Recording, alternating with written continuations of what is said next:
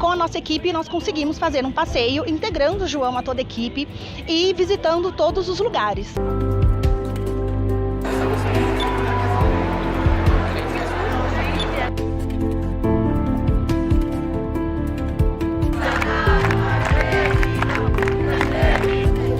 Veio grudando.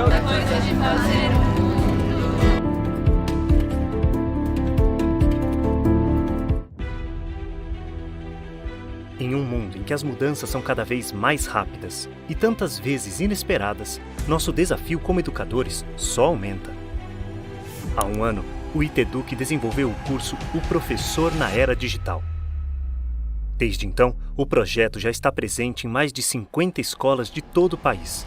Agora é o momento de dar um novo salto para realmente engajar esta geração de nativos digitais.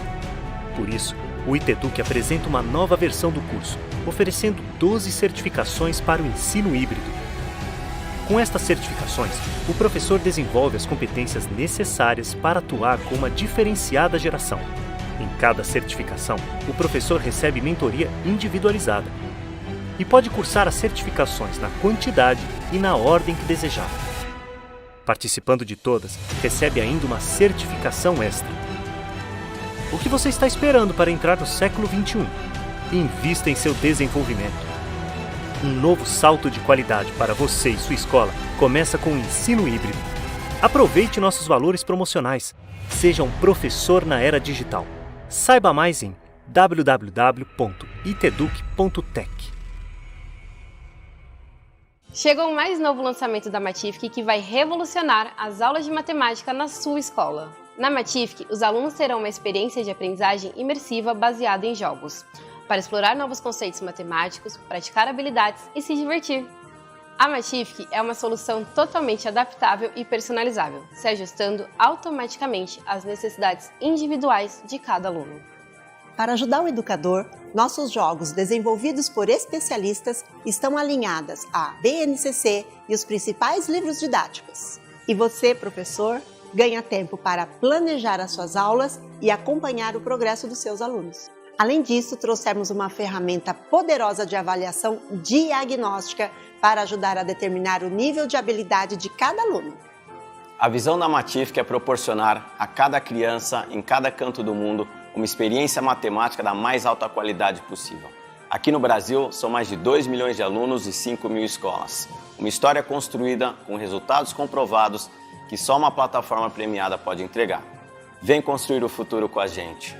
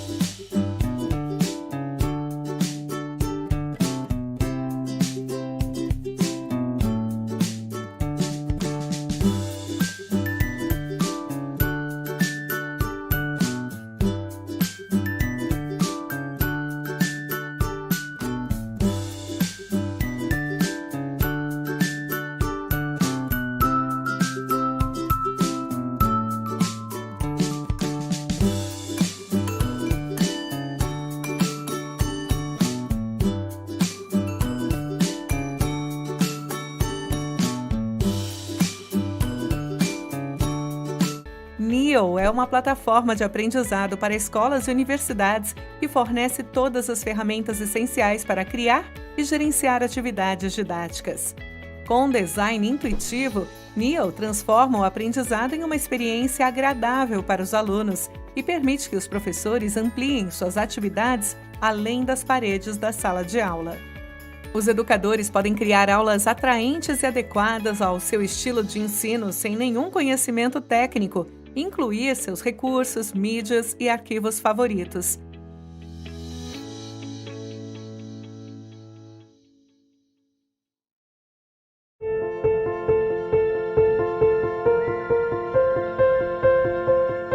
aluno se sente muito mais seguro quando ele sabe que tem o apoio de uma pessoa que tem um vínculo afetivo com ele, que tem um cuidado especial com ele. Para aprender, é também preciso escutar. Desde o primeiro dia do aluno no Band até o último, a gente está por perto.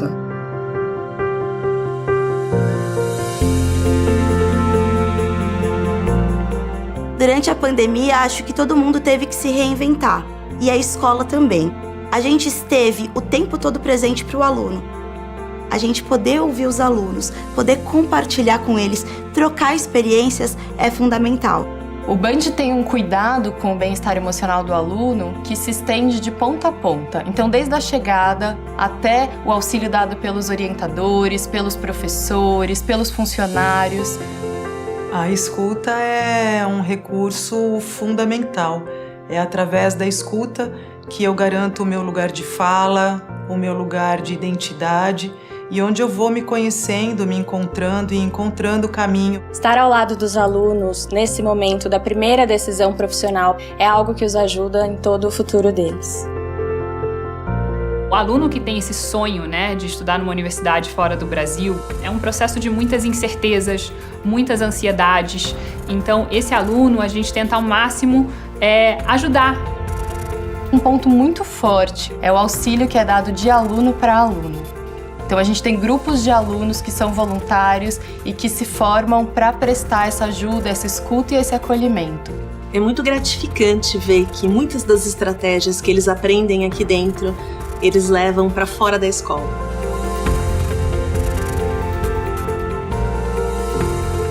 O bem-estar emocional é o caminho mais seguro para o sucesso e para a felicidade.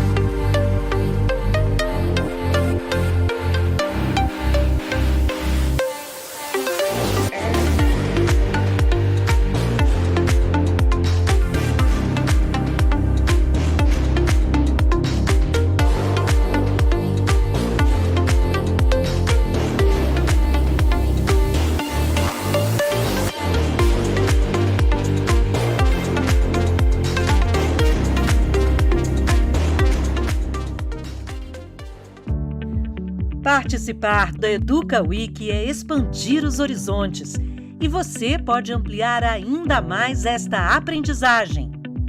Adquira os e-books da coleção Educa Week, que complementam os temas dos painéis. Parte da renda será destinada a bolsas do Educa para professores de escolas públicas. Entre no site do Educa Week e conheça a coleção toda. Lá você também pode garantir o seu certificado de participação.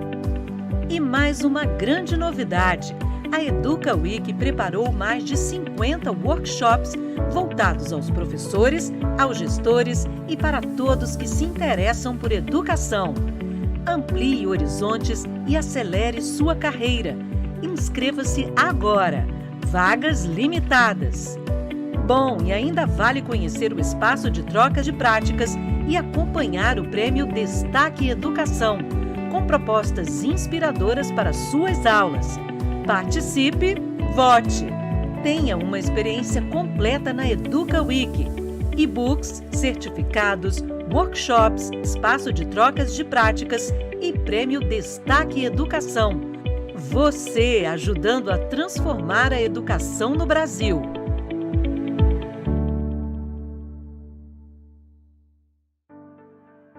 Eu acredito na educação como forma de ampliação de oportunidades. Se eu não acreditar na educação, eu paro de sonhar. E sonhar move, sonhar impulsiona, vitaliza, faz acontecer. Sonhar é viver. Eu acredito na educação das humanidades, na formação do sujeito integral, aquela que forma a quem aprende e a quem ensina. Eu acredito na educação, pois o espaço da sala de aula pode despertar o melhor que há dentro de nós. Eu acredito no poder transformador da educação, enquanto amplia as possibilidades de acesso a esse mundo que está cada vez mais globalizado. Eu acredito na educação porque ela é revolucionária. É ela que promove a revolução na ação, no pensamento e na capacidade de resolver problemas. A educação é, portanto, transformação. E quem transforma, transforma para melhor. A educação tem o poder de encantar nossas crianças. Ela faz com que os desafios se tornem possibilidades e sonhos. Eu acredito na educação porque foi ela que me permitiu quebrar o ciclo da pobreza, contrariar as estatísticas de quem cresceu na periferia de São Paulo em uma ocupação e sonhar sem limites e em busca dos seus sonhos. A educação é o bem comum e coletivo e nos permite construir o futuro, não apenas nos preparar para ele. Para mim, educação, antes de ser um projeto ou um processo, é um propósito de vida, onde todos possam realizar os seus potenciais. Por isso, eu acredito na educação.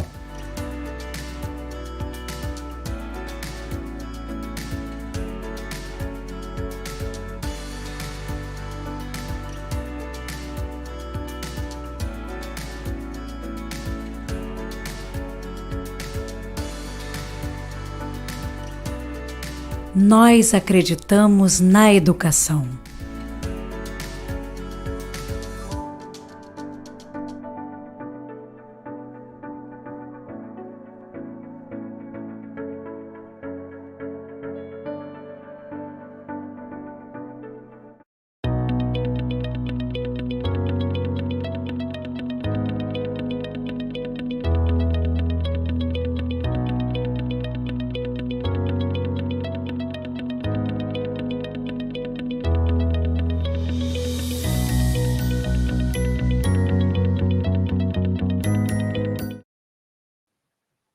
Olá pessoal, sejam bem-vindos ao painel The Best Schools in UK da Educa Week 2021.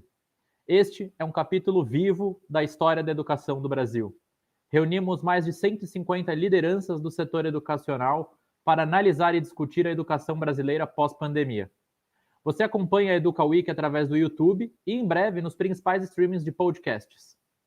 A Educa Week é um oferecimento da SG Student Travel, provedora de experiências educacionais, Matific, plataforma de aprendizagem matemática, Educational Leaders, grupo de líderes educacionais do Brasil, Educa, Institute of Technology and Education, a plataforma de educação digital que leva o mundo para dentro das escolas, e Árvore, a solução digital de leitura ideal para escolas públicas e privadas de todo o Brasil.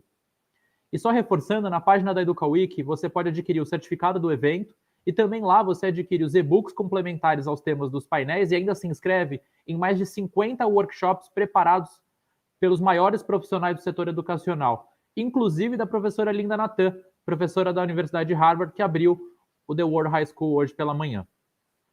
Para dar início ao painel The Best Schools in UK, gostaria de passar a fala para os mediadores dessa conversa. Pasi Loman, presidente da Seppo, e Susan Clemensha, diretora acadêmica da Sphere International School. Sejam bem-vindos. Muito obrigado, Talarico. É muito grande prazer estar mais uma vez aqui na Educa Week. Agradeço muito esse convite. So I'm thanking Marcos Talarico, the organization of Educa Week, for us to be able to take part once again in the Educa Week, which has become one of the most important events in the educational sector, especially for the private schools here in Brazil. It's a great honor and a pleasure to be here. And I already want to thank everybody who's joining us today and also people who will be watching and listening us. For those of you who don't know me, I'm Dr. Pasi Loman. I'm originally from Finland, but I actually lived in the UK for nearly 10 years. And while I was in Nottingham doing my doctorate, my next door neighbor was a Brazilian woman. Next door neighbor became a girlfriend became a wife. And then together we decided to move to Brazil about 15 years ago. And over the last 5 years or so, I've been working in the educational sector, representing various foreign edtech companies, most famous maybe for representing Seppo, which is a gamification platform from Finland, like me. And this has been a great success. We already have users in all the Brazilian states, from kindergartens to universities, and also for in corporate training. They also represent a couple of other companies. For example, Tiny App, which is a pedagogical assistant for early childhood education, to help planning lessons, to communicate better with families, to do pedagogical documentation. And also maybe to highlight one more company that I represent, Kid Science, which is a program to teach science from as early as 3 years of age, using storytelling and play-based learning. It's a genius of a program. You don't need any scientific kit, you don't need any scientific equipment. It's all based on household items, and fantastic, and also growing a lot around the world. And in Brazil, we're already going to be in about 100 schools starting from next semester. So it's a really great pleasure to be here with you all today. We have today professionals from the UK, Joanna Wiles and Gillian Groenen. But before I let them introduce themselves, it's my great pleasure to introduce our second mediator, Susan Clemensha from the Grupo Seppo. Susan, welcome. Thank you. Thank you, Pasi. Good morning, and it's a pleasure to be here with all of you. Thank you for the invitation. Thank you to you and to the Educa Week organizers. I'm head of learning at Sphere International School. I've been there for over 15 years. And Sphere is a new network of international schools. International because we have the IB curriculum. So the school in São José dos Campos was authorized in 2011 in the PYP, and in 2017 in the MYP. And we're just working towards our DP program now to begin implementing next year. So, we've been working under the IB curriculum for quite a while now. We're also a bilingual school, Portuguese and English. And so for many years, we've been looking at how schools in Brazil have been adopting the bilingual curriculum with the also IB program, under the understanding that being international is not only working with an international curriculum, but especially working towards the development of international mindedness. And in that sense, I'm very much looking forward to this conversation about the schools in the UK and international education, and how my colleagues here also see these characteristics and elements of international education. So thank you. Wonderful. Thank you so much. And Gillian, would you like to say a few words about yourself, please? Sure. So hi, everybody. Very nice to meet you all. Thank you for having us. So I and Joanna, both of us, we work for Pearson Education here in the UK. So we look after, well, I'll speak for myself. I look after K-12 products for the global markets. So we publish for, well, almost everywhere in the world, specifically English language educational products at various levels. So this is sort of where we're coming from and what we do. I personally am originally from Canada, as my accent may give away. And I actually started out teaching music to kids, and sort of jumped into English language teaching and you know, taught that in a few different countries, adults and children, before landing in the publishing industry in the UK about 9 years ago. So that's very quickly about me. Excellent. Thank you so much. It's a really great pleasure to have you here with us. And Joanna. Thank you. So, hi, everybody. Very nice to meet you all. Thank you for having us. So, I and Joanna, both of us, we work for Pearson Education here in the UK. So, we publish for, well, almost everywhere in the world, specifically English language educational products at various levels. So this is sort of where we're coming from and what we do. I personally am originally from Canada, as I mentioned. Hello everyone, and thanks again for inviting us. Gillian has explained what we do. I suppose from my background, I am from the UK. I have a teaching background, but the majority of my career has been in publishing and been with Pearson for over 11 years now. And I suppose from this discussion that we're going to have, hopefully I'll bring some experiences from Pearson, and Gillian will as well, but also from a personal perspective of being in the UK and being a mum and a governor, which looks after a primary school, and our experiences of what schools have been going through in the UK in secondary and at primary and how that's evolved. So thank you. Wonderful. Great to have you with us as well, Joanna. So I would like to start with a general question that we discussed in all of these international panels. We're obviously still going through a pandemic, a global pandemic, and different countries have had different challenges in the educational sector and different solutions how to deal with this.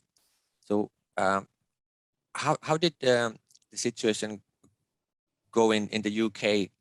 What's the situation today? And did you have school lockdowns, or did you try to keep schools open? What was the scene like? Maybe Joanna, you could start. Yeah, I'll start. I'm sure Gillian will add to this. So if we're looking across the whole of K-12, basically from, was it March 2020, the schools, end of March, were shut down, were locked down effectively, and the same with universities as well. So universities immediately switched to online teaching. And I was looking today at there's a report from the Institute of Fiscal Studies in the UK that's done a report on how schools coped. And what we saw was that the first lockdown was quite turbulent, both for children and teachers and us in the industry, because we'd never had this experience before. Whereas the later lockdown, which was in January of this year, 2021, everyone was much able to deal with this better. So we had quite a challenging time, I think, both as parents, as publishers, and as teachers and schools in adapting to new ways of teaching. And I think you will talk about it later, but the biggest was about the different experiences in terms of socioeconomic backgrounds that children had had. So if your school was a Google Classroom, the transition to digital learning was quite smooth. But for those who had never had that experience before, and teachers maybe were a bit more traditional in their approach, it was quite a big uphill, quick learning to get to understand how children would learn and how to teach across the different formats. So, and then the only thing I would add is that I think it's much better now. We are open. There is a hybrid approach going on now. But I think what we're facing is we had quite a problem when even the schools were open, there was lots of isolation, and actually children didn't have the same access to digital technology when there was a proper lockdown, interestingly. So we had even more challenge, even though the schools were open, because half the class would suddenly be sent home and half the class would be physically in the schools. So you had lots of different teachers, so that consistency of teaching wasn't there either. So I think we're coming out of it as a country, but I think we're finding lots of remediation, and I think this is where teaching and publishers can really support with getting children that maybe missed a bit of education back up to speed. Gillian, I don't know if you would like to add anything onto that one. Well, I was just going to sort of pick up from a more global standpoint, because, you know, obviously doing what we do, we've been talking to teachers and our local teams in Europe, in Asia, in the Americas throughout this whole pandemic. And so I think, you know, I can kind of sort of flag some of the common themes that we've been hearing across the world that Joe raised. I mean, the socioeconomic differences, this is a problem almost everywhere, isn't it? So you've got kids who either lack a stable internet connection, or there aren't enough devices in the house, or this type of thing. I mean, that is a huge challenge with any kind of online only or hybrid teaching. But I think the other point that Joe flag that is really relevant globally is this fear that the kids are falling behind because of remote learning or hybrid learning. They're not getting as much face-to-face time. And I think in most countries in the world, they're still not getting as much face-to-face time with the teachers as they used to. And this is really, it's due to a number of reasons. It could be because of internet or device access. It could be because the kids just aren't really engaging on a Zoom call. It's very difficult for a 6-year-old, for example, to sit on Zoom all day. I mean, it's unfair for us to ask of them. And I think the other big issue with young learners is how much support the parents are able to offer, right? Because if they're even online learning some of the time, and this has been a really, really big area of focus for us in publishing, is how do we help so that the parents aren't having to sit with them. The parents are working all day and also trying to manage the kids' education if they got 3 kids in school. I mean, it's an impossible task. So I think there's that whole piece of how do we support the parents? How do we help the parents as we're still in this sort of hybrid or even fully online in some places teaching situation? Well, picking on that, did you, from Pearson, the publishing side, come up with some solutions during this time to support the families and schools? Was there something new that you hadn't done before that you had to think and quickly provide? I think go ahead. I was just going to say what we did is we expanded a lot of things that we maybe didn't offer with all of our courseware. So things like ebooks, for young learners, we didn't always provide ebooks because there just wasn't a demand for it. But now, of course, when the pandemic first started and everybody was locked down, we had you wouldn't believe some of the stories we heard of teachers, taking pictures of a textbook and then bringing that up on a Zoom call because they didn't have a digital version. Students taking pictures of their homework, their work page and sending them in, all of this kind of stuff. So, I mean, ebooks was a really big first step for us. It wasn't something new, but it just wasn't something that we were doing on a huge scale for young learners at that point.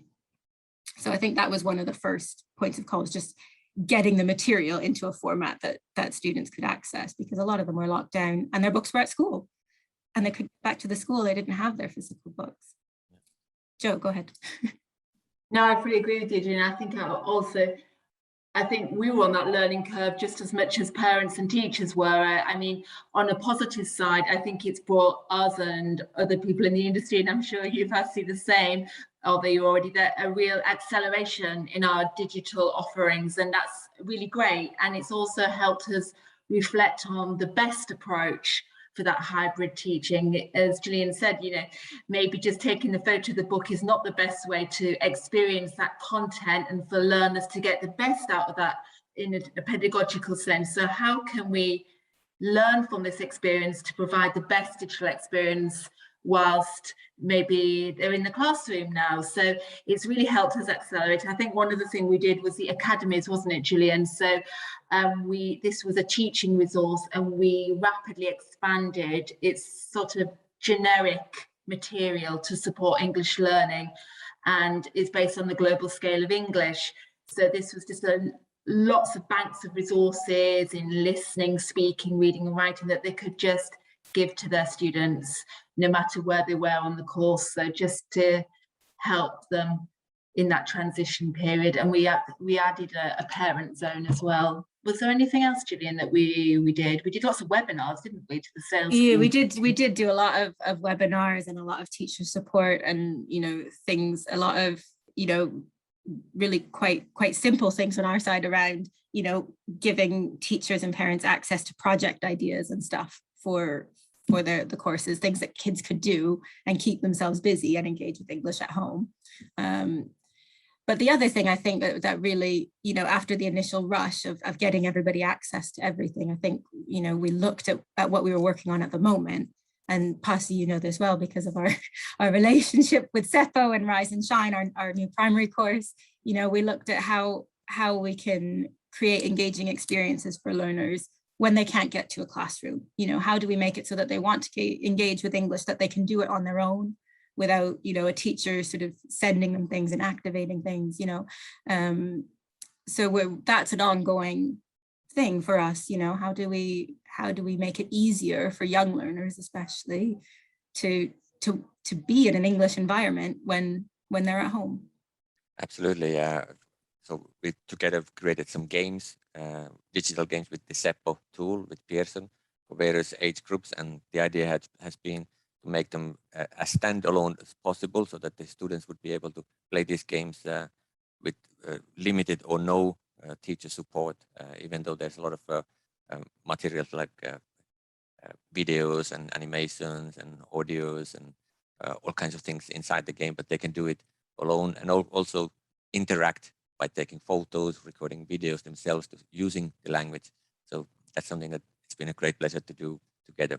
Susan, what's your experience been? You also have this international experience with the IB system and everything. Does it reflect these things that Joanna and Gillian have said? Absolutely. One thing that we've noticed is that besides looking for this variety of apps and platforms, there's been a need also for integration, you know, because especially with the international schools, there's always been a fair amount of use of digital resources. And of course, with the pandemic, then all of that became more important and evident.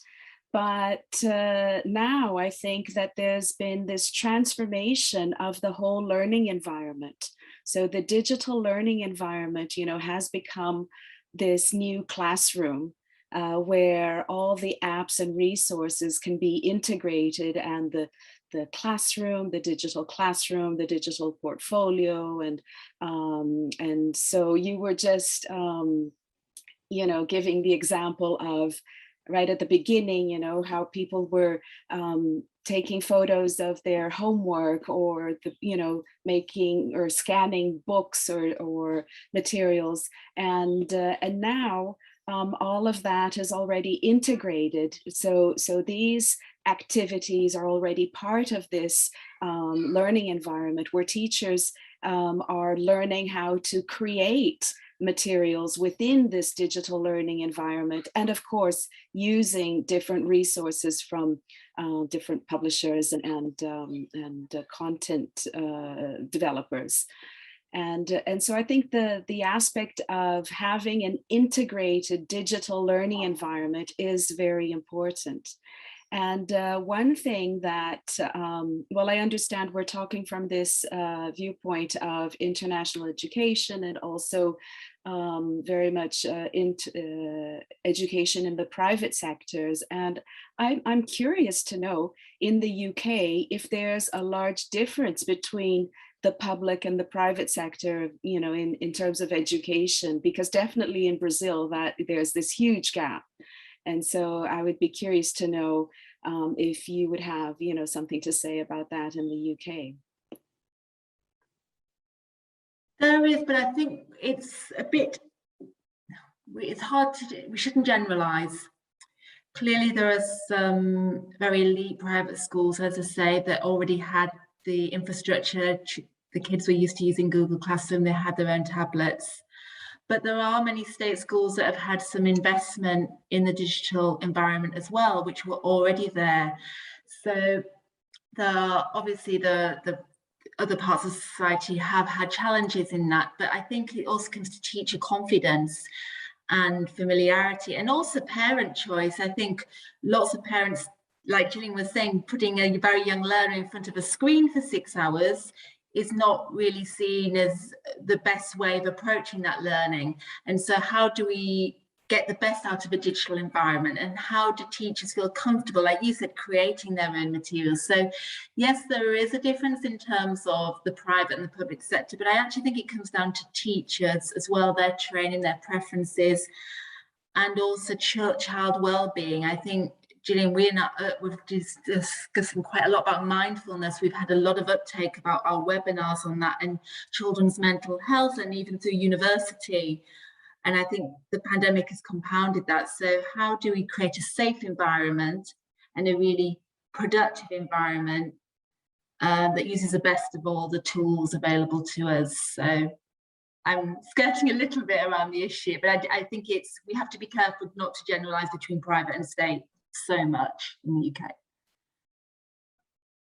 Yeah, I was just going to pick up on that well-being point, Jo, just as you made it, because that's something that, I mean, it's been a very, very hot topic in the UK around students' mental health, but also globally. I mean, we're seeing a huge, huge surge in demand for resources connected to mindfulness, to support mindfulness activities in the classroom, to support using the Sustainable Development Goals in the classroom. I mean, there's massive, massive interest in a lot of countries now around those Sustainable Development Goals, and we're doing a lot of work of, you know, how do we support that with our materials, and also around sort of personal socio-emotional skills is another really, really big one. I mean, these were all growing trends before the pandemic, but the pandemic has really accelerated and sort of shone a spotlight on this idea of mental health, well-being, social responsibility for even the youngest learners. May I, Pasi? Yes, please. And have you seen any sort of movement towards the development of materials that are not so much content-based, but more inquiry-based, or that allow students to go into this direction of exploring and inquiring and selecting and questioning? How have you seen that? Because definitely I can relate to the need for more focus on, you know, well-being and mindfulness, and even the Sustainable Development Goals. That, you know, all of that is something we see quite a lot here also in the international schools here in Brazil. And one thing that maybe made us reflect a little bit during the pandemic was, you know, when these kids are at home, inquiry doesn't really stop. And then there's this, you know, because how do we engage learners on this online environment? Of course, it's more challenging. And then there's this whole business of what really matters, you know, so maybe the pandemic was able to shine light on what really matters in education, and especially looking at the, you know, at the primary level, you know, so how is it that we're engaging our learners, and how are we supporting them in this journey of inquiry and searching for information and organizing and identifying, you know, what is valid or what isn't, and so have you seen any change or movement in that direction from your, you know, where you stand at? I think this is where English language learning is actually one of the forefronters in terms of subjects in doing these new methodologies. I'd say that we've been looking at 21st century skills and critical thinking for quite a few years now, and most of our courses have embedded this in. All of them that Gillian and I work on definitely do. From a personal perspective, we've just launched a course called English Code, and that is all about a coding mindset, which is bringing in logic, problem solving, but it has an underpinned of STEM syllabus. So it's all about experimentation and learning from failure and thinking about what the outcomes might be, and then discussing those outcomes. So it's totally embedded in the methodology throughout the courseware, because we've seen firsthand in classes that that's what teachers want to do, and do it through projects. You talked about project-based learning, and I think one thing we were trying to discuss is how you can do that outside of the classroom without that teacher facilitator. So lots of that project work going out into the garden or into your hometown and doing experimentation and critical thinking. So absolutely, we see this as a core element of all our courses. Of course, in the back, it's a bit easier in the bilingual segment, and when you've got more hours, you've got the language to be able to do that more. So another course we have is Now I Know, that does inquiry-based learning very much so, and as English Code does. But Gillian, you've even managed to incorporate it in your course as well, haven't you? Yeah. So Rise and Shine that we mentioned already, I mean, it's for sort of 3-4 hours a week of English, so it's not one of our more intensive courses, but we we've done a lot of work, we did a lot of research, and what we heard was a lot of teachers in this space before the pandemic were wanting more student-led learning, more ownership of learning, more opportunities for students to really understand why they're learning things. So we've taken that in the sort of less intensive course as well, and sort of created lots of opportunities for students to think critically about why something is the way it is, you know, why they need to learn things, what they're learning, all this kind of stuff. Project work, like Joe said, and creating lots of opportunities for teachers to adjust, I think is really key, especially in the pandemic, is, you know, any difficulties that teachers were having with mixed levels in their classes is now, of course, massively exacerbated. So this is, yeah, like Joe said, in all of our courses that in recent years, we've had a really strong focus on inquiry and also on, you know, assessment for learning, which is students sort of really taking ownership of their learning and understanding where they're at and what they need to do to progress. And so now we're just seeing how it's all coming together with the pandemic and how things are being used, and maybe not how we originally anticipated, but it's actually lending itself quite well to teachers swapping around their classes to meet the needs of the students in a pandemic. Yes. I mean, Susan, how are you incorporating that inquiry-based learning? Did your teachers change during how they did it from a classroom-based to a hybrid model? No, not necessarily. I don't think it was necessarily a change, but it just became more evident that you know, the need for engagement is something that comes before a specific syllabus. You know, it's like, well, I don't know if we could put one before the other, but especially on, you know, in this hybrid environment, if students aren't engaged, there's no way that you can actually get anywhere. And so even at home, you know, there's this need to make sure that they were curious and they were questioning and they were looking at their surroundings, their home environment, their family members, and they were having that kind of interaction. And then when students came back to school, you know, it just became more evident that we need to move away from let's say textbooks. Not that we were ever, you know, 100% based on textbooks, but more teacher focused, and said, no, it's like, how are we engaging learners in finding issues to inquire into and to explore, and then from there, you know, connect all the let's say the objectives and the learning outcomes and everything that of course is part of our curriculum.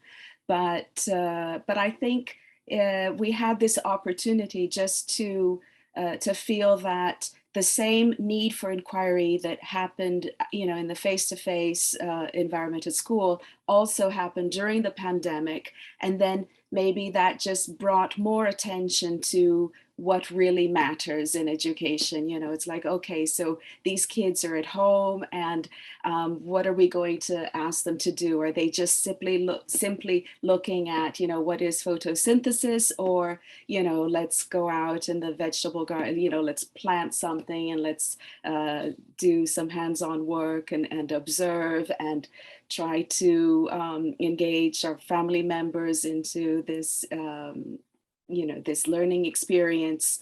And so I think that is something that, you know, there was this opportunity to feel that we really can't put content first, and especially when we're dealing with primary and even secondary education, you know, that was something, yeah. And then, you know, the whole, I think we can't separate these elements, because there's the importance of inquiry and the formative assessment, and also what you mentioned about looking at well-being, and so that came up very strongly as well. Yeah. And so how do we really integrate that and not just make it an add-on? I think that's also something. It's like, oh, so we, some teachers do it, others don't, or, sometimes we do it at the beginning of the day or the end of the day. And so maybe we're also looking into, how do all of these elements in the IB schools we have for the PYP, the PSP curriculum. So there's personal, social, and physical education. And of course, all the teachers are responsible for well-being and for PSP, not only the physical education teachers. But we have various projects and opportunities to connect to that curriculum.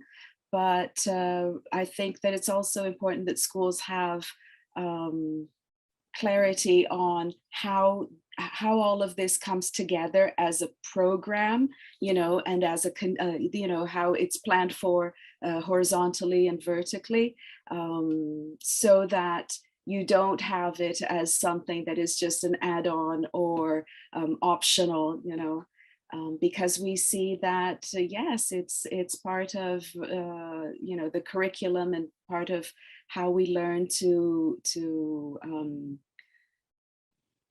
feel more balanced and make decisions, based on, having the clarity and the calm to make decisions, even at those moments when we aren't feeling calm or very clear about what's going on.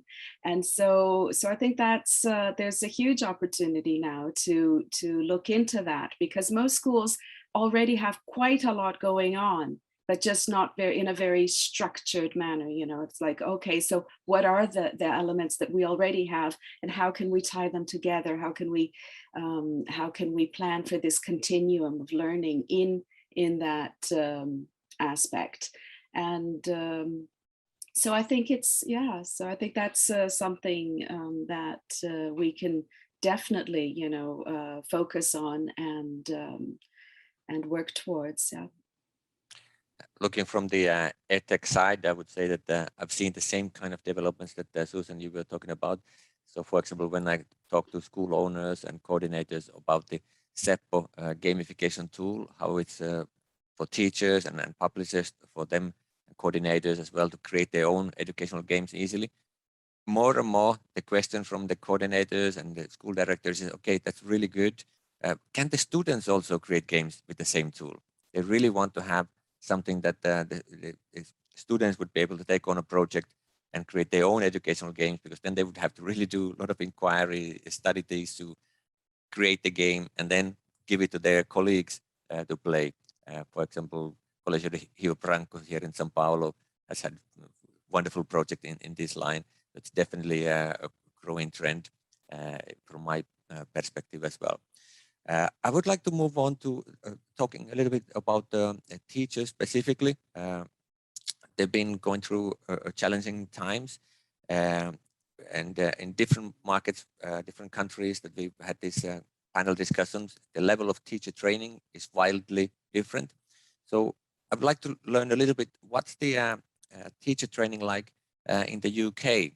I don't know if Gillian or Joanna would like to start.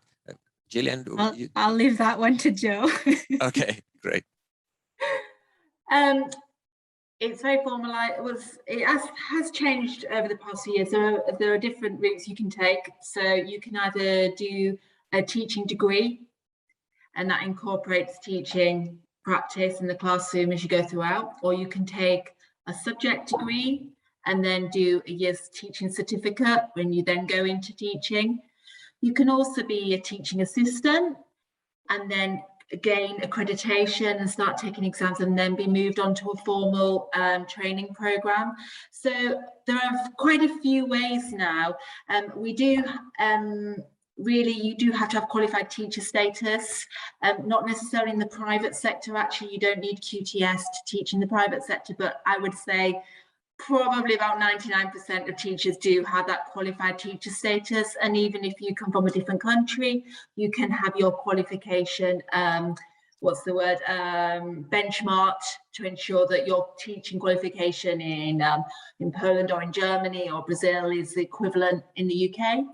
So what the government really wanted to do was bring in different experiences from people. And you find actually in the UK, quite a lot of people go into teaching after a first career, which I think is quite nice. It brings in different experiences, as well as, of course, people coming in after university or through university. So it is very formalized, I would say, and there is the methodology and the pedagogy, but I think the classroom practice, and I'm sure Gillian, for all her teaching experience as well, will echo this. There's nothing like being in the classroom and doing it firsthand that actually teaches you the most. I don't know, Gillian, would you say to that? Yeah, there's nothing like having 18 6-year-olds stare at you to depend. I would just mention, I'm not, I haven't taught in the UK. I can't really speak to the UK situation, but I would just sort of also raise that, especially in English language learning where we work, that there can be quite a difference because, there are various certifications where you don't need to be a qualified primary school teacher, for example, to teach English as a second language or English as a foreign language. So you've got things like the CELTA certificate that are much, there's not a 2-year investment. So if you're teaching in a private language school, pretty much anywhere in the world, that's the level of qualification that you'll find for teachers. So there is that difference as well between, teachers teaching in curriculum schools, and even there alone, as you say, Pasi, I mean, the level of training and education just varies wildly across the world. But there's also that private language school, the kids that are going to after school classes or whatever, and that's a different type of qualification. And Susan, at Sphere, being in Brazil, but being in international school, what's the recruitment process like to get the qualified teachers? Is it a challenge, and how do you work with that? Well, actually, right now we have, we are going through this phase of approval of the Diretrizes para Educação Plurilingue. And so bilingual and international schools, they have to follow certain regulations and policies, and which are now just changing. But overall, all teachers who are going to be ahead of classrooms, like head teachers in early childhood and elementary, they should have a teaching qualification. So in Brazil, it's called pedagogia. And if they are teaching any single subject, like especially in middle school, so biology or physics, chemistry, maths, then they need to have a certificate in their subjects. And of course, since we have instruction both in Portuguese and in English, then we also assess English language. So this new policy in Brazil is expecting teachers to have levels of English that coincide with the Common European Framework. And of course, we already have a pretty rigorous selection process for that. But it would depend, because if we have foreign teachers, then they won't necessarily come in with a certificate that states, if they're at a C1 or a C2 level. But our Brazilian teachers, many of them do have English language certificates as well. And so we're looking at both sides. We have to look at their teaching qualifications as well as their fluency and proficiency in the English language. But mostly in Brazil, if we have teachers who come from a background of teaching English, then we encourage them to further their education and to become certified as teachers, to have their degree in education and not only in language teaching. And it sometimes works, it's sometimes easier to go through the path of qualifying a teacher as an educator than the other way around. For example, receiving an educator and expecting this educator with a teaching certificate to become qualified in English language. It takes longer to become qualified in English language if you don't come with that background. And but basically, we're looking at this double certification. They need to be certified in as teachers and also as English language speakers and teachers of language as well, because they need to understand this whole context of bilingual education. And so this new policy also points out the importance of having a post-bac or an extension degree in bilingual education, which of course there's some questioning about that, because they're looking at that for the teachers who teach in English and not in Portuguese. And the way we see it is all teachers in international and bilingual schools in Brazil, for example, they have bilingual learners. And so both Portuguese and English teachers, or teachers who teach in English and in Portuguese, when they have a bilingual learner student, then they should both understand how learning happens with this child. You know, the process of transferring from one language to another, and how bilingualism is dynamic, and we're not just addressing a child like, okay, so they're two monolingual individuals. So a bilingual learner is very different. And so the more that both teachers understand about how that learning happens, the better, right? So even if you're teaching in Portuguese and you're I don't know, in your literature program, you have to read Les Misérables.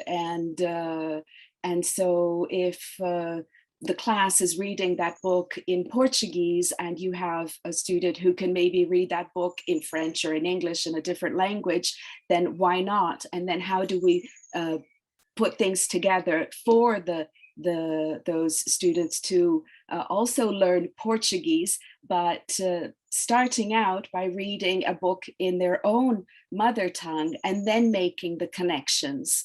And so I think there's also a lot of room for learning about languages, you know, not only learning languages and learning through language, but learning about languages, and especially in bilingual and international schools. That is something that is a huge part of what we do. Is that something that in your products in English Code and Rise and Shine, you take into account learning about the language also, Joanna and Gillian? I mean, it's definitely something that we're very aware of. I think it's much more common in maybe secondary level courses for us to really, you know, delve into a little bit more about learning about the language. We do it in all of our primary courses, I think, to some extent. But I don't think we do it. I mean, we can't do it at the level that you described, Susan, obviously, when we're dealing with, you know, kids that are pre-A1 level in English. But we do a lot of supporting the teachers on how to use the community language in the English classroom and this kind of stuff, and sort of very gentle, age-appropriate ways of getting students, you know, as part of their critical thinking, to think about how, you know, how it differs in English to how it works in their language and this type of thing. I don't know, Joe, if you want to add to anything to that. No, I think you covered that. Yeah. Nice. And in the UK schools, how much autonomy do teachers have in choosing the materials, choosing which methodology to use? Is it the school principals who dictate that, okay, you need to work this way, or do the teachers have some autonomy in their work? It differs. So there are actually at primary some dedicated schemes that the government approves that the schools have to. So phonics, for example, is now the government has approved certain ways of teaching phonics, and the publishers have to put forward their courseware, and the government will approve those schemes. And then it's up to the teachers whether they want to use the schemes from the publishers or they want to use their own learning materials. So the government never would say you have to use this textbook. And even it tends to be at a school principal level, but even I think the teachers, I was discussing this morning with my husband actually about the fact that some schools use maths programs, which are textbooks from, say, Pearson, but then other schools will just use the worksheets or will use videos or their own, the teachers. So I think it's definitely more of the way that the school works as a philosophy, but also funding, because you know, the access to buying lots of material can get quite expensive, and you find that actually they maybe purchase a digital learning for home practice, whereas in the classroom they will use the more a teacher decision on how to conduct the scheme, if you see what I mean. The only other say I would is probably the reading. So we have a very specific graded reading program, and it's probably the same in ELT in each country, that, and the publishers will grade all the reading books. So you would normally take the book, the reading, very low primary from a publisher, because all those books have been specifically written with their specific words and structures for each grade. So that's how it tends to work. But I think it's very flexible in that respect. Gillian, what do you add for, I mean, there's such a variety, isn't it, internationally? Yeah, it really is. I was just trying to think about how I can I don't think I can really make generalizations, but I think, you know, what I personally have witnessed in different schools. I mean, I've been in schools, in state schools, where it was totally down to the teacher, and the teachers just chose whichever materials they wanted, and sometimes two teachers teaching the same year would choose completely different materials, and it wasn't regulated at all. I've been in you know, private schools where there's an academic coordinator or a head of department or something that makes the decision, and you know, the teachers all use the exact same materials. They all, you know, collaborate on lesson plans. You know, it's very, very specific, and everything in between, really. So I think there's just every situation you can imagine is probably out there, including, you know, ministry approval of materials. You know, quite a lot of countries, if we want to, you know, our books and our materials to be used in state schools, we have to go through a whole approval process with the ministry because it needs to be on a list. But yeah, it just varies really widely, really widely. I'd say when I came to ELT, it was really interesting that the majority I found did use a course book in the language teaching. So Susan, I mean, the IB is a very different program, but I would say it's probably one of the subjects I have seen the most course books used, and very different from the UK. You don't tend to see that many course books. So I don't know what your experience in other subjects is, or if it's a very English language teaching thing that they use the course book for. Well, in the IB, we definitely don't use a lot of textbooks for at the primary level. So in the PYP program, we're not encouraged to use textbooks because it's an inquiry-based program, and so children will be using a variety of resources. So they use readers, fiction, nonfiction, different learning platforms, and research platforms, and even they may have access to textbooks, but they won't have individual textbooks, and because it's, you know, a lot of inquiry and research-based learning. And then in the middle years program, then yes, we do have textbooks in the middle years and in the diploma program as well. So at the secondary level, then yes, we have more textbooks in our program. But actually, the choice is more at the leadership level. We do have a lot of input from the teachers, you know, how is this going? And we analyze materials together in different platforms also, because now I think we're moving away from, all the publishing companies sending us the different editions of the materials and the new textbooks that are out to all the new learning platforms. So we have dozens and dozens of, developers sending us these platforms to be analyzed. And it's really hard to make those decisions, because many of them are, absolutely amazing. But of course, we can't be changing them all the time. You have to stick to whatever your choices are, at least stay with them for a few years, because mostly it's also a program. There's skills that are developed throughout the years, and so you can't just be changing from one year to the next. So now I see that there's this change from the textbook based course to this variety of materials that support the program. And so a question I would have is, how have you been noticing these digital platforms, and opportunities for the very young learners? So do you still see at Pearson that there's a lot of printed materials that are coming out, or have they been replaced for digital learning? How has that been happening for the very young learners? Especially? That's a great question. I think what we're seeing, and Joe, I'm sure we'll have a lot of thoughts on this as well, but I think what we're seeing is, after the initial sort of pandemic panic of everything has to be digital, oh my gosh, get everything digital, oh my gosh. After that sort of settled down, everybody's sort of settling into hybrid/remote teaching a bit more. I think what we're seeing especially for younger primary, is a much more sort of critical evaluation of materials. So, this sort of digital solves all our problems. It has kind of, people are starting to think, well, actually, maybe it doesn't, because, a 6-year-old still needs to learn how to hold a pencil and how to form their letters. And, we know that, a young learner on a laptop or on a tablet for multiple hours a day is not great for them. It's not great for, the teacher. It's not really great for anybody.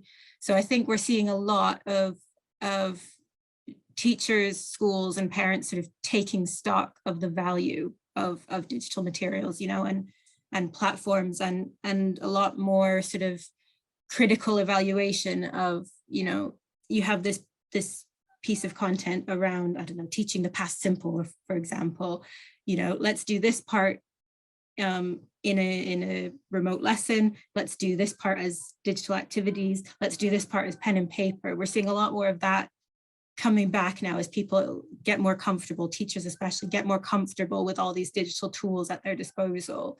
And there's a lot more, putting it together. Okay, how does this work best for the learners, right? How, teachers getting the kids up and moving, even if they're on a remote lesson, using total physical response activities, even if they're at home, this kind of thing. So there's a lot of critical evaluation happening, I would say. Joe, you can probably add to that. I would totally agree. I think we could never now just go in with a print textbook. Absolutely not. And I think there's such a plethora of resources, aren't there, that are free resources that teachers like to incorporate and also have more localized or more globalized, and we can never provide everything for everybody. So definitely more, like you said, critical evaluation, choosing the best thing for the best learners, and that more personalization. And also from a personal perspective as a parent, actually, and what I'm bringing into work now is a bit more of a critical judgment on our digital solutions. So it used to be fine, we'll give a maths thing, as long as they're playing maths, but actually you really want to see that digital solution is achieving the same pedagogical results. And we have to be careful that it's not just engagement and fun. And I find actually that my kids are doing the things because it's fun, but they're not actually learning, and that the ones that are a bit more boring digitally, they will stop straight away. So it's quite a challenge. And Pasi, I don't know how you're doing this with your Seppo, how you get that balance of fun, rewards, avatars, but you're not encouraging that addiction to gaming that is not achieving a learning outcome. So for me, I think that's a real challenge for us as education and edtech providers going forward. And I don't know, Gillian, Pasi, what you think to that. Absolutely. And one of the things, for example, in the Seppo gamification tool is one of the questions that we get from our clients or prospective clients that, well, does the Seppo gamification tool have an avatar? Our students would like to create an avatar.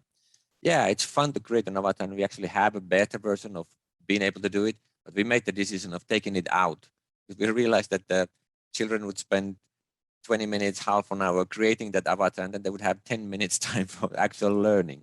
So we found that the balance was wrong. So we really want to focus on learning and using other game mechanics to engage the students, to motivate them to learn, and then really think about what's the content there, what story, what mission can we give to the children so that they have interest to start the game and they have interest to actually finish the game. And during that process, they will have, for example, in the Rise and Shine games, they would have access to a lot of videos, animations, and now they would have an extra reason why to watch that video, why to watch that animation, because it's part of the game.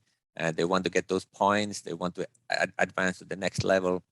So it really is a great challenge to find that balance of entertainment, but still focus on education. We could add a lot of things that would look wonderful, and on sort of a first meetings, commercial meetings would wow people. Oh, that's really great.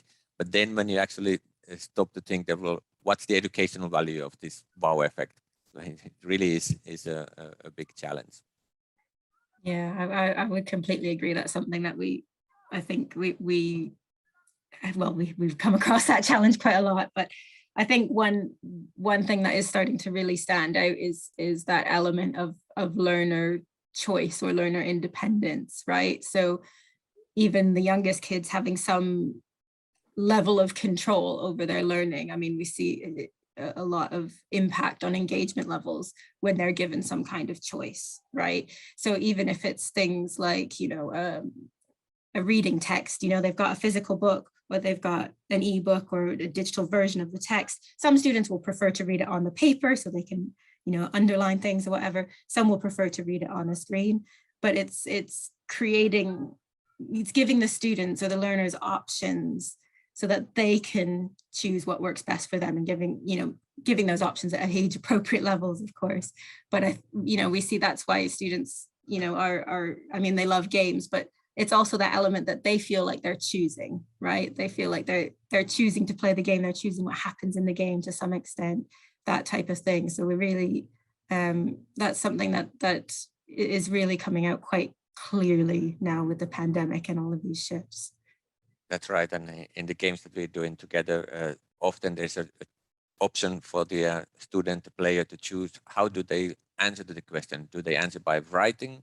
Do they answer by recording an audio, or even recording a video? So some students will feel comfortable recording a video, and that gives a completely different kind of interaction and use of the English language. Others might not feel so comfortable, maybe because of the equipment that they have available, or if they're in an environment where there's other people around and they feel embarrassed to speak English, then they can choose to write. And then other exercises, of course, are more controlled, where they do have to write a few words so that we know that they can spell and things like this. But in many parts of these games, they have that choice.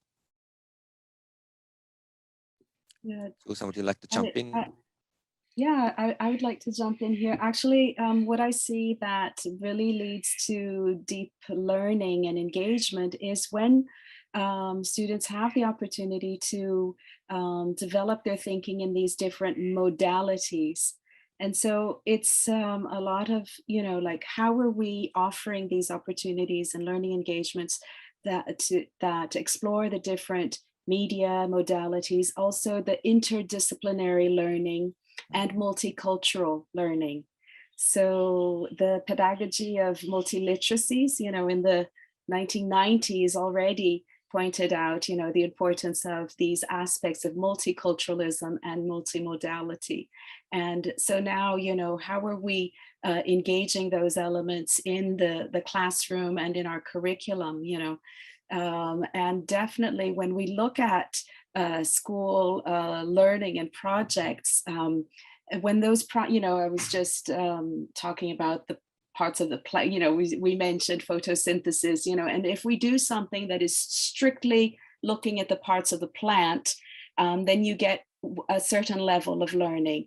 But if we can engage learners into this interdisciplinary learning, where we're looking at the parts of the plant and photosynthesis and how that plant is connected to maybe health and healthy habits, and then cooking, and then if we have a chef, and how we're looking at waste management in different kitchens in a school or in businesses or at home, and so the more we have these connections, interdisciplinary connections, and then we're connecting to students' interests and then choices also, because then they have these opportunities to choose, oh, so this is, I'm really interested in this aspect. And so they start taking ownership of their own learning.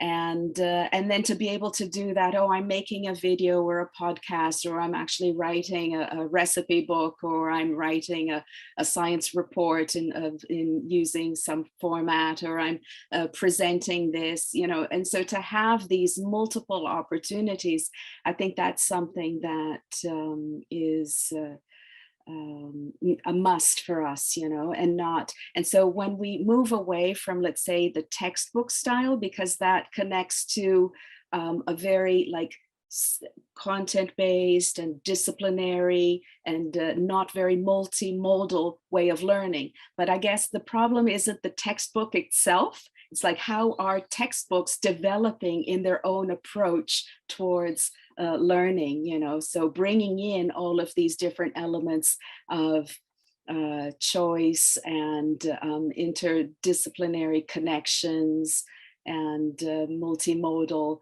ways of teaching and learning.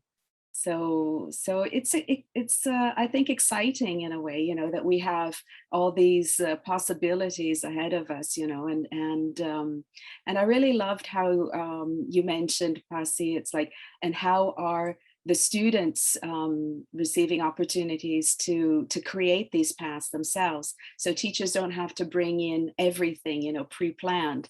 And so it could be a game, or it could be something that's going on also in the classroom, but how are they developing these opportunities also to learn? I think that's absolutely exciting.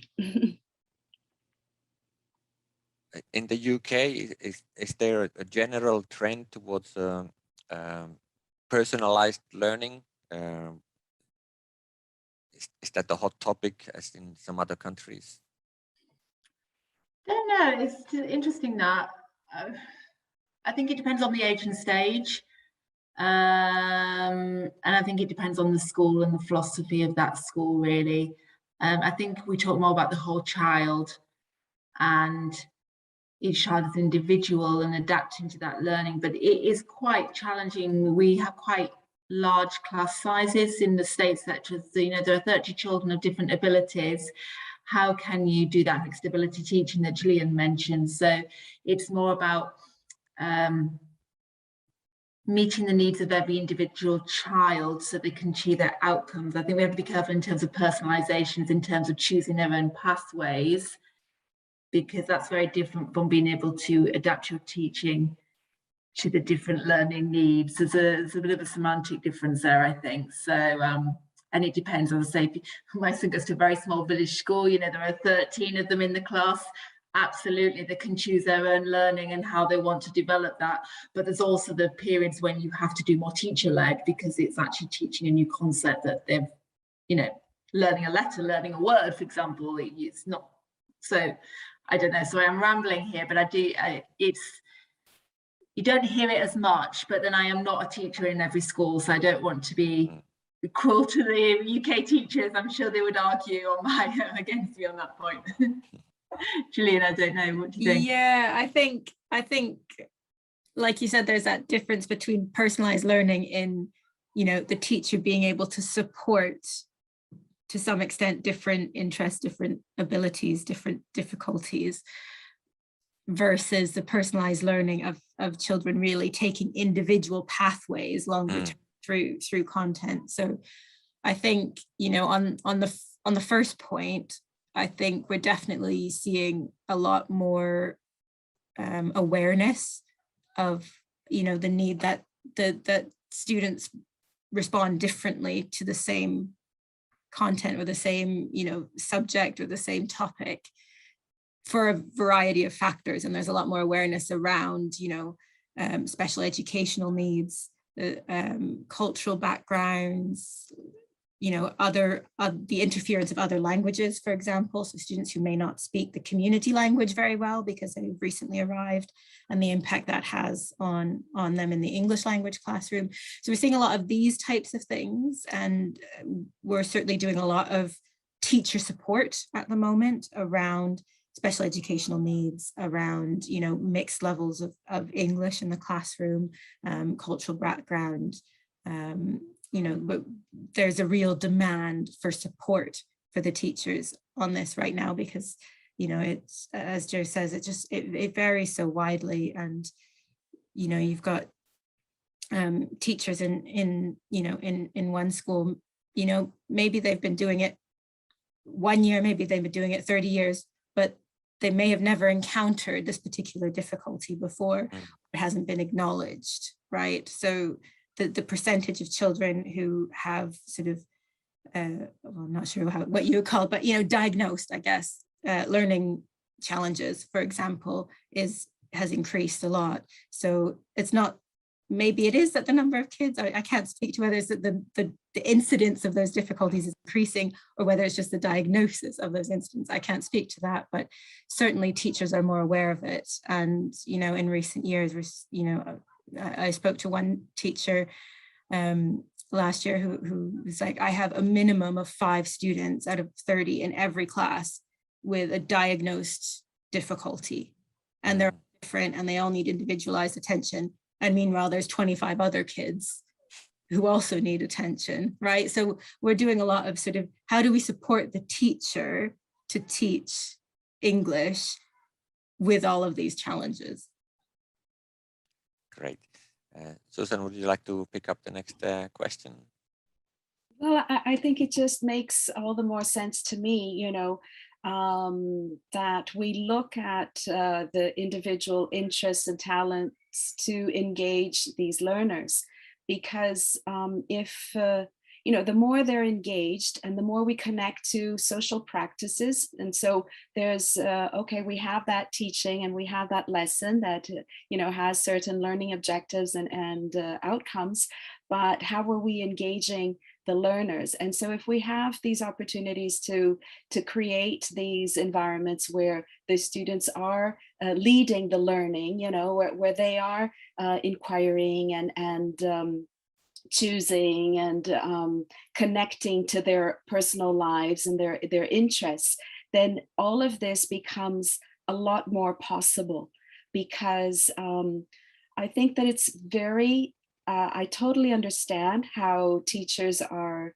now facing the challenge of having more to meet individual needs. Not that they didn't have to, but in the past. But I think all of this has become more evident now. And I agree, Gillian. I don't know if it's now that we have more diagnosed, results, and that in the past they were there, but we didn't really know that they were there, or if we have more incidents now of this occurrence. I really don't know. But the fact is that we've always had, we've in the past, we never knew what was going on in the individual minds, but children just had to be quiet and sit down and, do their handouts. And now it's different, because we have this opportunity to try to figure out what is going on in their minds. And so there's definitely not only one path towards learning.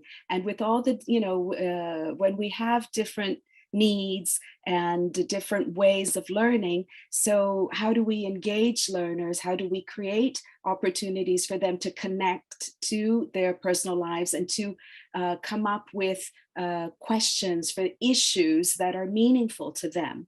And so when we look at how teachers are creating the learning environments, the curriculum itself doesn't change that much, but how we develop this curriculum and how we put the strategies and the resources together to create these opportunities for learning, all of this has become much more dynamic. And so I think we still need all the resources. We need the textbooks, we need the handouts, we need the apps, we need the games, we need the hands-on learning, but it's now, how do we put all of this together without losing track of our objectives, and but understanding that children have different paths. So we're not working with different objectives for each learner, but we're definitely working with different strategies and opportunities for each learner to learn. And so if we have these engaging projects or learning experiences, then I'm pretty sure that all these different interests and talents and needs, they will come together, and it'll make learning possible, for all these different personalities and different individuals in the classrooms.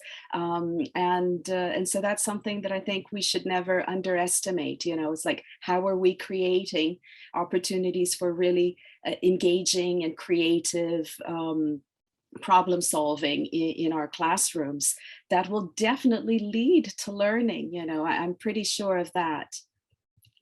Yeah, I think, just reflecting on what you're saying, I don't know, I haven't been in a secondary school for a while, but we definitely see that in the nursery, in the kinder environment here, lots of them in, maybe the Montessori method, but even in other methods, that it's definitely that you see a child-led approach for every single child in the good nurseries here in the UK, and that actually does lead into the primary school. So in terms of that, trying to pursue a child's interest, my challenge to everybody would be, how do you do that through secondary when you're talking about, we have quite a formalized structure in terms of getting exams at 16 and 18, which is a little bit different from the IB. So how do you get quite a structured curriculum, and getting the assessments that the parents want to see the grades for, and include the personalization? So I think it's a lot about the curriculum you choose as a school that gives you the permission to do this. So I think it'd be interesting if we'd had a secondary school teacher from the UK or other countries to talk to us about that, because I think it is a very different challenge, isn't it, when your curriculum is quite dictated and how you develop that. But it's an interesting discussion to pursue. Well, you're right, Joanna, that it is more challenging at the secondary level, but sometimes it's just looking for a balance, because I don't think it needs to be one thing or the other. Of course, in the primary years, it's a more transdisciplinary curriculum, and you have more room for all of that to happen. But even, in the middle years program or the diploma program, you still have opportunities for these projects to happen alongside the disciplinary learning and all the standards that need to be met. So it's finding this balance, because while I think that when we develop those projects that can be disciplinary or interdisciplinary, and they're engaging the learners, and we have more opportunities for student-led learning within that environment of project-based learning, and where we can actually connect to individual interests and talents. But and that's where we're making connections to the standards and the criteria, and and the skills that need to be met. And so I think one leads to another, and you have to find this balance. And there will be, a moment of just practice and boring, school time. that of course is part of learning as well. But I don't think it needs to be one thing or the other, because I in fact would be curious to know more about, let's say, very innovative schools that actually don't do much of the standardized, learning and practice and testing and everything, but have actually revolutionized the way of teaching and learning, in a sense that I don't know if kids actually do have to get down to that kind of practice in the classrooms. But in the IB schools, they still do. They have to do that. And but I think we have this opportunity to find a balance. It's not only one way or the other. And from my experience, it's when the students, even in the middle years, and when they connect to these projects where they can actually do hands-on work, and they have to do a lot of research, but they use their creativity in different modalities, different media. That is when true learning happens. And that's when, learning actually sticks, it's like, what do you remember about your school years? It's like, oh, I remember that project when we were doing Model United Nations, and we had to do research about child labor, and we had to research into the government systems of different countries and what happened, and so there's a lot of learning going on, but it's put into context, and different learners can go in different directions to find out, what they need. And while doing so, they're definitely learning language. They're learning critical skills, skills for the 21st century. And so they're learning how to select the information they need, and how to synthesize, and how to argument, and how to develop, argumentative language. So yeah, I think that it's finding this balance for now is I think what we can do, and my curiosity is like, how can we do it in a totally innovative way. Excellent. I think Joanna and Gillian, both of you have children, so you see the school world also from the parents' perspective. So we have about 5 minutes left. So one of the questions that I still wanted to explore is, what's the relationship between schools and families in the UK? Gillian, do you want to start? Yeah, well, excuse me, my daughter's only 2.5, so she's at nursery school. But yeah, certainly the pandemic shifted. I mean, they closed down entirely. We didn't have to do online learning. I was very thankful with a 1-year-old at the time. But yeah, we used to go in for sort of regular meetings with her teachers. Like Joe said, it's a very sort of child-led environment in the nurseries. And so, yeah, it's shifted to a lot of online sort of communication with the nursery, and a lot of sort of online tracking of milestones and things like this. And so we get, every time she sort of does an activity that shows a particular capability for the first time, then, they take pictures and they send it to us and everything. But it's shifted in that regard, I guess. And that we can't just go in, we can't go in and visit the nursery like before, we can't go in to, say, oh, I'll come and read a story to the kids and see how everything's going. We can't do that anymore.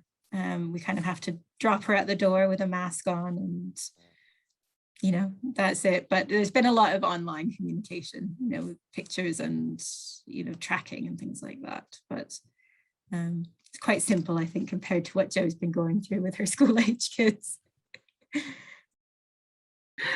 Well, I think it depends on the school that the children are. I mean, mine, the two schools that my children went, there were different schools, they didn't do online, they didn't have virtual teaching, as in the teacher didn't have Zoom lessons, whereas in other primary and secondary schools that was common. You know, you'd have your curricula, your same lessons, but you'd just be doing it through Zoom.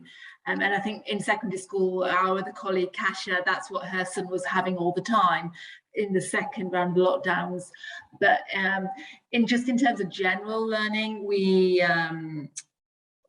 I get communication with one school through Class Dojo. We use, what's the other one? She has a timetable up saying what are they going to learn. And I think that has been brought on since the pandemic. So there's a lot more engagement, maybe not all parents, but interested in knowing what your child is doing and how they're progressing. Maybe before we'd have been a bit more hands-off, but now we know what the curriculum is and how much they do get through. I'm a bit more engaged with what they're doing, and I want more feedback. So we definitely have a communication tool, and I think most schools have communication tools now, just for general stuff. I think it's the worst when we all do, when you work in the education sector, you're actually the worst enemy for your children, because you know of all the pitfalls and you know of all the resources. And I think during the pandemic, I was like, I have access to every single education resource I could possibly want. I mean, literally, Pearson has everything. But my children still didn't want to learn from me. They didn't want to have lessons with me. They didn't want to be at home. They hated it. It was the worst experience ever as a parent. But, you know, that's just the child specific and how we approached it. But I think generally parents are more engaged. And I think internationally, Gillian mentioned this earlier, we've definitely seen a lot more, haven't we, that we need to provide parent support now because they want to know what's happening. And maybe it's different English language learning as well. I think there's a lot of pressure around the world to learn English. So parents are very engaged with that learning. But yes, nice. Don't be a parent. Susan, would you like to start closing our conversation, which has been really rich? I really enjoyed it. Sure. Yes, it's been lovely speaking to you. And about the parent-school interaction engagement, I think, you know, we started out talking about this digital learning environment. And so now I think parents do have a peek into the classrooms a lot more, you know, so with the digital portfolios and the digital classrooms also, I think parents are more aware of what is going on at school, and but engagement I think is different, because it's not only okay, I can see that my child is doing this and that, you know, and this is what the teacher is exploring this week, and oh, I have a different opinion, let me, you know, like I'd like to have a say. But it's also about, you know, how can we just keep on engaging the families. And when we talk about this variety of forms of learning, it's like, okay, how can we map out the different talents of our families and say, okay, we have families here who are, oh, maybe there's somebody who is a biologist and that I'd like to call in for this lesson. Or also the parent committees are really important for us. And so if we have a parent committee for fundraising or for volunteer work, or even for looking at the meals, you know, just looking at how meal time is happening at school. You know, we do have these different committees, different forms of volunteer speakers, guest speakers, and also just chats, you know, bringing in the families for chats with teachers, and not only the formal meetings, but to have discussions, you know, discussion groups at school. So I think we need to engage families as much as we engage learners. Yeah. Wonderful. Anything else all three of you would like to say final words before we close this panel discussion? I found it very rich discussion, and we always learn from other experiences, different countries. Susan, was there something else that you wanted to bring into this discussion, or are you happy to Well, I think that it was lovely talking to all of you. I think it was really nice. And we always seem to, like, time goes by faster than we expect. It's like, oh, it's, it's time to wrap up. And I think it's very interesting to see, from your perspective, you're really engaged with the Pearson curriculum and materials and how things have been working for you. And also Pasi bringing in examples also from Seppo. And so I think it's been really nice to have this conversation. And my, I think, desire is to always look at how we can move forward with all the amazing resources we have, but by engaging learners into learning that is meaningful and connected to real life issues, and how we can promote, social transformation from there. Because it's not only about, multimedia and multiculturality and multimodality, but it's like, how are we questioning the issues that are out there and using all the resources we have in the different languages we have to promote change. And so I think that is something that I always carry with me, in education, and that I hope that we can enhance in the curriculum in various different formats. But when we can connect to the social purpose of learning, then I think that's what makes all the difference. Wonderful. And last words from Joanna, Gillian. I was just going to say thank you very much for having us, and it's really interesting to hear the experiences on Susan, and I think you're absolutely right. And to think about all the teachers out there who may be listening to this, you're doing a fantastic job, and it's been such a challenging 2 years. So we look at you in awe, and we thank you for the input and we just strive to do our best to support you in our professional careers. So yes, thank you for the opportunity, is all I was going to say. Yeah, I was just going to say, Susan, I was just writing down something you said, that connect to the social purpose of learning. I love that. I'm going to use that again. That's a really beautiful way of putting it.